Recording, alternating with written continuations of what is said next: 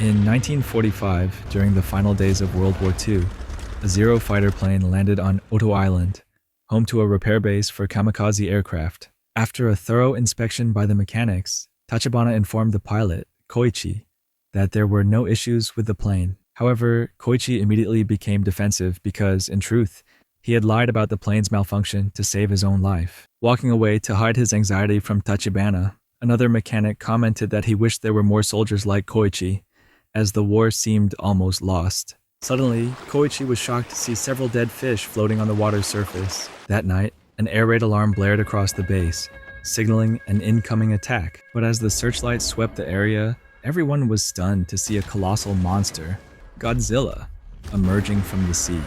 Godzilla immediately destroyed a watchtower and caused a massive fire, forcing everyone to rush into the shelters. Though they were military personnel, they were merely mechanics. So Tachibana urged Koichi to use the weapons on his plane to fight Godzilla. Koichi rushed to his aircraft, but as he got a closer look at Godzilla, he froze in terror. The mechanics panicked and began firing at Godzilla, enraging the monster and triggering a destructive rampage. It devastated the shelter, killing people by throwing them, trampling them, striking them with its tail, or even swallowing them whole. As the mechanics fled in chaos, Godzilla obliterated the base. Terrified, Koichi scrambled out of his plane just before Godzilla hurled it into the air. The explosion from the plane knocked Koichi unconscious. The next morning, Koichi awoke to find only one other survivor, Tachibana, who was gathering the bodies for proper burial. Tachibana, furious, yelled at Koichi for his failure to act in time. Sometime later, Japan ultimately surrendered, and a warship arrived to pick up the surviving soldiers, silently taking them home. Tachibana handed Koichi some photos he had found on the body of a deceased man. By December, Koichi returned to his Tokyo neighborhood, only to find it in ruins. His home was reduced to rubble. His neighbor, Sumeko, saw him and recalled that he was supposed to be a kamikaze pilot, scolding him for his cowardice. She had lost all her children in American air raids and informed him that his parents had also died. Koichi began to suffer from survivor's guilt, wondering if there was anything he could have done differently. He questioned whether it was the right decision to have lived. Heartbroken, Koichi remembered letters from his parents urging him to survive and return home. While at the black market, a woman being chased by a group of men for stealing a blanket ran past him, leaving a baby in his arms. Koichi thought about abandoning the baby at the market, but couldn't bring himself to do it, and decided to take the child with him. He quickly found the child's mother nearby. Her name was Noriko, and she had been waiting to retrieve the baby, Akiko. Noriko then followed Koichi home, asking him to share some food with her and the baby. She explained that she was unmarried, and that the baby wasn't hers but had been adopted from a mother who was dying during the air raids in Tokyo. Like Koichi, Noriko had also lost her family. Koichi wanted them to leave after dinner, but as they talked, they accidentally fell asleep and ended up spending the night together. The next day, Somiko scolded Koichi for taking in Noriko and Akiko, saying it was too late to play the hero. However, upon learning that Noriko wasn't the baby's mother, she changed her attitude, began helping them care for Akiko, and even gave them a bag of rice to ensure the child could be properly fed. By March 1946, Koichi returned home and announced he had secured a high-paying job clearing underwater mines around Japan. Noriko was worried the job was too dangerous, but Koichi explained that it was the only way to avoid starving to death. He also mentioned that the ships would be specially designed to avoid triggering the mines. However, when Koichi arrived at the dock, he was shocked to discover that he would be serving on the Shinsemaru, a small wooden boat. Veteran sailor Kenji explained that they used wood to avoid American mines. Koichi also met Captain Yoji and Shiro, a boy too young to have ever participated in the war. As they set sail, Yoji explained their job. A cable stretched between the Shinsei Maru and another boat, the Kaijine Maru, allowed them to grab the mine cables and pull them to the surface, where they could be remotely detonated with machine guns. Koichi tried the machine gun and proved to be an excellent marksman thanks to his experience as a pilot, making it his role on the boat. Shiro wished the war had lasted longer so he could join the fighting, but Koichi immediately scolded him for such a dreadful thought. That night, as Koichi was sleeping, he suddenly heard screams. He woke up to see the mechanics from the island being crushed by Godzilla again, but at that moment, he realized it was just a nightmare. The feeling of survivor's guilt returned, and Koichi clung to Noriko, wondering if he had actually died and everything that happened on the island was just a dream. Fearful, Noriko pushed him away, and Kichi broke down, staring at the photos of the dead mechanics and their families. In July 1946, a US nuclear test at Bikini Atoll caused a massive underwater explosion. Godzilla was underwater, and this test caused him to mutate. Meanwhile, Koichi's situation slowly improved. He continued working with the mine-clearing team while Noriko took care of Akiko at home. Koichi soon had enough money to buy a motorcycle and make major repairs to their house. Slowly, the area was turning back into a proper residential district. One evening, when Koichi's comrades came over for dinner, Kenji took beautiful photos of everyone. The men assumed Noriko was Koichi's wife, and they were surprised to learn about their cohabitation relationship. When Akiko called Koichi dad, Koichi asked her not to do so, which only made everyone more worried. They encouraged him to accept that he had a family now, but Koichi firmly refused. In March 1947, Noriko took a desk job in Ginza, a developing area of Tokyo. She explained to Koichi that she wanted to be independent and not be a burden to him, so that he could find a wife. She also shared that Sumiko happily took care of Akiko while they were working. Meanwhile, the US government kept secret the fact that several of their warships had been destroyed by an unknown enemy. Photos showed a strange underwater object, confirming it was Godzilla. Each time a ship was destroyed, radioactive signals were recorded, and radar began tracking Godzilla's path, confirming that he would reach Japan in a few weeks. However, the US refused to intervene, fearing it could damage relations with the Soviet Union. By May 1947, the Shinsei Maru and Keishai Maru were sent on a special mission to the Ogasawara Islands, where they discovered a massive American ship completely destroyed. As the crew discussed the cause of such extensive damage, Koichi saw more dead fish in the water and told everyone about Godzilla. Shiro panicked when he heard that the Japanese government had ordered them to fight Godzilla with their small boats. However, Kenji explained that their mission was only to delay Godzilla's advance until a cruiser arrived, and they were to keep the mission a secret. After collecting 2 mines, Koichi noticed even more dead fish than before and raised the alarm. He requested Yoji turn the boats back, as they couldn't fight in such a state. However, Yoji was determined not to let Tokyo be destroyed again. At that moment, Godzilla suddenly rose from the water and within moments destroyed the Keishin Maru, causing Yoji to panic and change his decision. The Shinsei Maru hastily fled, with Godzilla in pursuit. The crew dropped mines into the water, but the explosion did no harm to the creature. Then, Koichi opened fire with the machine gun at Godzilla, but the bullets seemed ineffective, as Godzilla's skin appeared to be incredibly tough. Kenji came up with the idea of attacking Godzilla's mouth. They dropped the second mine, but the detonator didn't work. Koichi returned with a machine gun and made the mine explode near Godzilla's face. The explosion injured Godzilla, but it also created a powerful wave that rocked the boat, injuring Koichi and Shiro. Godzilla's wound quickly healed, and the enraged monster rose out of the water, roaring, ready for revenge. Suddenly, a battleship cruiser appeared and fired at Godzilla. The cruiser continued firing at Godzilla, causing the creature to fall backward and into the sea. However, Godzilla began to glow as it swam beneath the warship, destroying it instantly with a powerful heat ray.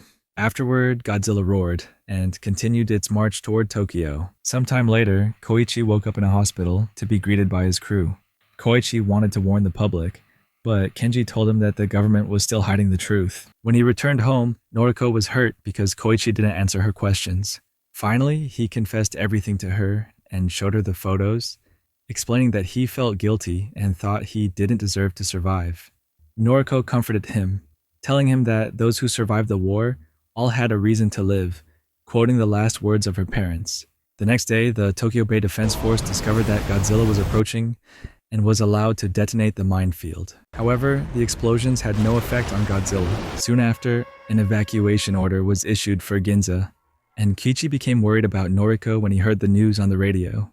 But the monster continued its march into the city, starting to destroy the area and throwing a train car, halting Noriko's train in the middle of the tracks. Panic spread as people rushed through the streets as Godzilla advanced, biting into the train and tearing it apart. Many people fell dead, and at first Noriko tried to hold on, but when she saw the water, she jumped out to escape. Godzilla continued its brutal rampage, destroying the beloved Nippon Theater and killing many reporters who were broadcasting from a rooftop. Noriko ran into the street, but she was pushed down by the crowd. However, Koichi appeared just in time to pull her away as people panicked and fled while buildings were torn apart. Tanks arrived and launched an attack, but the ammunition had no effect. Suddenly, Godzilla's dorsal fins began to glow and grow brighter before the monster opened its mouth and fired a nuclear heat ray, hitting the tanks and causing a massive nuclear explosion, devastating much of the area. As the shockwave approached, Noriko pushed Koichi out of the way and sacrificed herself. Koichi dropped to his knees, overwhelmed with pain, and screamed in despair as black rain began to fall. Godzilla calmly turned back to the sea, leaving behind a trail of destruction. Later, the news reported that 30,000 civilians had died or been injured, and 20,000 buildings had been destroyed. The area Godzilla had ravaged was sealed off due to dangerously high radiation levels. Koichi's crew helped him organize a memorial service for Noriko, but Koichi was too devastated to do anything. Akiko began to cry, asking about her mother, while Koichi stared at the photos of the dead mechanics, feeling as though his wife he was being punished for his cowardice. Kenji announced that a group of private citizens was planning to destroy Godzilla and invited Koichi to a meeting the following day. Koichi attended the meeting along with Keiji Shiroyoji and many former Navy veterans. A captain explained that Japan had negotiated to regain 4 destroyers, but unfortunately, they would be stripped of their weapons. Kenji then outlined his plan. They would lure Godzilla to the deepest part of Sagami Bay and drop Freon gas containers into the water. This would decrease the buoyancy of the water, forcing Godzilla to sink to a depth of 1,500 meters, where the sudden pressure change would crush him. Koichi asked if the plan would definitely kill Godzilla, but Kenji couldn't guarantee it. As Koichi prepared to leave, Kenji revealed the backup plan. Enormous balloons would be inflated beneath Godzilla to lift him to the surface, where he would be destroyed by a sudden explosive decompression. After a demonstration in the garden, some people remained unconvinced and left, but most of the group stayed determined and agreed to collaborate to save their country. The Shinsei Maru crew went out for drinks, and Kenji suggested that Godzilla might view Tokyo as its territory. To lure the monster into the trap, he planned to use sonar mine scanners to play recorded sounds of Godzilla's roars. He acknowledged that the plan could fail in many ways, prompting Koichi to offer to participate in the mission to lure Godzilla, but only if they provided him with a fighter plane. Yoji wondered if Koichi was seeking death and scolded him for not marrying Noriko, pointing out that she would have been a housewife instead of working in Ginza, where she had died. Koichi explained that he wanted to marry, but his battle wasn't over yet.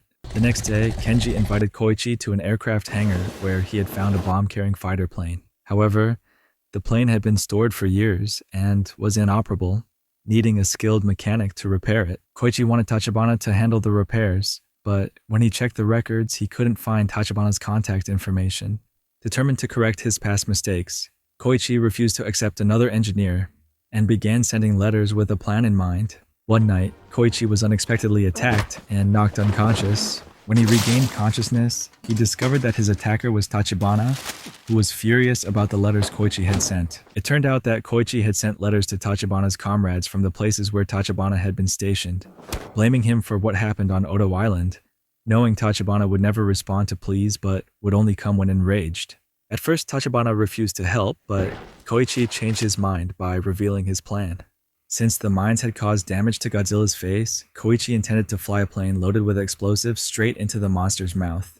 In the following days, everyone worked hard to prepare for the attack. One night, the boys detected a radiation beam indicating that Godzilla would arrive within less than a day. Kenji shared the route on the map and instructed the volunteers to spend time with their families before heading out. After the meeting, Kenji and Yoji told Shiro, who was still injured, that he would stay home the next day. When Shiro protested, Yoji told him that he had never fought in battle, so he should consider staying behind as an honor badge. Meanwhile, Tachibana carefully examined the cockpit and came up with an idea. At home, Akiko gave Koichi a drawing she made of them and Noriko, then began to cry. On the important day, Koichi left a letter next to Akiko while she was sleeping, before sneaking out. Akiko took the letter to Sumiko, who discovered a pile of money and a note asking her to take care of Akiko. At the same time, she received a telegram with shocking news. At the hangar, Tachibana explained that he had replaced some unnecessary parts of the plane with 2 bombs. As Koichi sat in the cockpit, he realized that a part of him still wanted to live, and Tachibana reminded him that the engineers on Oto Island also wanted to live. Koichi took out the photos of the engineers as a reminder of what he had to protect. Tachibana then showed him the safety pin for the bomb and a special tool. But soon after, the buoys detected that Godzilla was approaching and alarm sirens rang out in Sagami Bay. Suddenly, a burning ship crashed into the harbor, signaling that Godzilla had arrived on shore much faster than anticipated. As Koichi placed the photo of Noriko in the cockpit and took off, Godzilla reached the harbor. Kenji ordered everyone to continue with the plan. He placed all his hopes on Koichi as the ship set sail. Koichi's plane approached Godzilla, and he opened fire to keep the monster's attention, making frantic maneuvers to avoid being hit. Godzilla fell for the trick, charging after the plane into the sea, where two unmanned ships were waiting. Godzilla fired its atomic breath at them, causing damage to its own body, and creating a massive shock wave that rocked the ships. The monster's regeneration process would take a few minutes, giving the team time to proceed with the plan. The two destroyers circled Godzilla, attaching a cable to gas canisters around the monster's body. While Koichi continued to draw Godzilla's attention, the ships collided as they completed the encircling circle around the monster, but no one was injured as Godzilla prepared to unleash its atomic breath once again. The gas canisters exploded, pulling Godzilla down into the water with tremendous force. The gas canisters exploded, pulling Godzilla down into the water with tremendous force. However, unfortunately, Godzilla was still alive. Kenji then had gas balloons deployed beneath Godzilla to bring him to the surface, but Godzilla quickly destroyed them to prevent the plan from succeeding. The ships tried to pull Godzilla out of the water, but the monster's immense weight caused one of the cranes to collapse. At that moment, a tugboat crew led by Shiro appeared to assist. Everyone worked together, and soon Godzilla surfaced again, heavily injured from the pressure change, but still alive. Godzilla began to prepare for another attack, and the team thought the battle was over. Suddenly, Koichi's plane dived straight into Godzilla's mouth, triggering the bombs and finally bringing the monster down. After a moment of silence, the team saw Koichi falling with his parachute. It turned out that Tachibana had requested him to survive, and the special item was the rescue launcher. As the smoke cleared, everyone saw the top of Godzilla's head destroyed, and the force of the atomic blast caused the monster's body to disintegrate. Everyone on the ship stood at attention, celebrating the victory as the battle ended and they returned to shore. The local people welcomed them with gratitude and joy, and Sumiko hurriedly ran over to hand Koichi a telegram. Soon after, Koichi and Akiko rushed to the hospital and discovered that Noriko was injured but still alive. She asked Koichi if his war was over, and he hugged her tightly in tears, not noticing a wound on her neck shaped like Godzilla's dorsal fin. Meanwhile, at the bottom of the sea, a piece of Godzilla's flesh began to regenerate. You have just watched the summary of the movie Godzilla -1. Thank you for watching.